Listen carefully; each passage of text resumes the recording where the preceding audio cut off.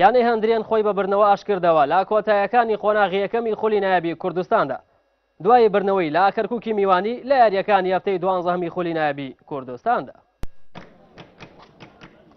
هەندرێن جارێکی تر گەڕایەوە بۆ سەرکەوتن دووەم برنەوەی لە خولی نایاب بەدەستێنا لە نێو یاریگای خۆی دوای شکستپێنانی کەرکووک بە 2 گۆڵی بێوەڵام. لە یاریەکانی هەفتەی 12 خولی هانەنایبەکانی کوردستان لە شاری هەولێر یانەی هەندرێن میوانداری کەرکووکی کرد. سەرەتای یاریەکە لە بەرژەوەندی کەرکووچەکان بوو بەڵام سوودوەرنەگرتن لە دەرفەتەکان وای کرد نەیانتوانی بگەنە گۆڵی هەندرێن و دواتر لە دوا چارەجی گێمی یەکەم هەندرێن جڵەوی یاریەکەی وەرگرت و دوای لێدانێکی بەهێزی هیوا عومەر کە گۆڵپارێزی یانەی کەرکووک تۆپەکەی گێڕایەوە و لە بەدواداچوونی فەرهەنگ تەها گۆڵی پێشکەوتنی هەندرێنی پێتۆمار کرد.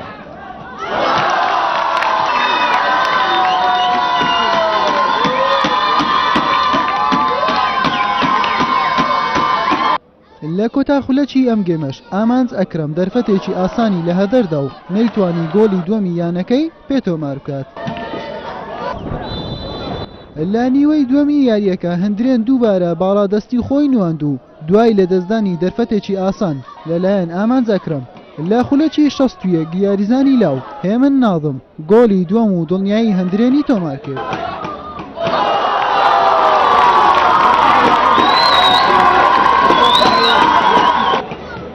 لە بەرامبەردا یاریزانانی کەرکووک وەڵامێکی پێویستیان پێنەبوو بۆ هێرش و گۆڵەکانی هەندرێن و سەرنجام یاریەکە بە 2 گۆڵی بێوەڵام لە بەرژەوەندی هەندرێن بە کۆتا هات. ئێمڕۆ یاریزانەکان و منیشێکی لەو یاریزانە باسی باش دەرنەکەوتین لە گێم یەکەم تا ڕادەیە باش بووین بەس دوای گۆڵەکە ئێتر فەریقمان خراپتر بوو و لە گێمی دووان هەندرێن باشتر یاری کردوانی بە هەڵەی ئێمە 2 گۆڵ تۆمار بکەن و ئینشەڵڵا ئێمە لە یاریەکانی داهاتوو ئەنجامی باشتر بەدەستدێنین و خۆمان چاکەینەوە بە خۆناغی دووەم بە گشتی لە یاریەکەدا بە باشتر دەرکەوتن یانەی کەرکووک سەرەتا یانەی کەرکووک فشارێک زۆری هەرسیانی مە بۆی گۆڵمان لێ تۆمارکەم بەڵام ئێمە بەرپەتی هەموو هێرشەکانمانداوە تاوەکو لە خولەکانی کۆتایی جێمی یەکەم گۆڵ یەکەمان تۆمار کرد ئەوە ژوای کرد بۆ تەدافعێکی باش بۆ جێمی دووەم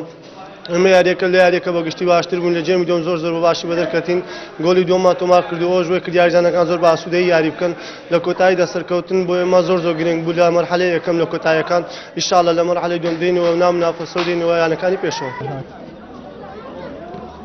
هەندرێن بەم سەرکەوتنە هاندەرانی دڵخۆش کردو بە شێوەیەکی کاتی هاتە خانەی هەشتەمی ڕیزبەندی با 12 خاڵ و لای خۆشیەوە یانەی کەرکووک بێ لە ئەژمارکردنی یاریەکەی هەفتەی ڕابردووی بەرامبەر سلێمانی کە یاریەکە تەواو نەکراوە با 6 خاڵ لە خانەی 12 دەبینرێت.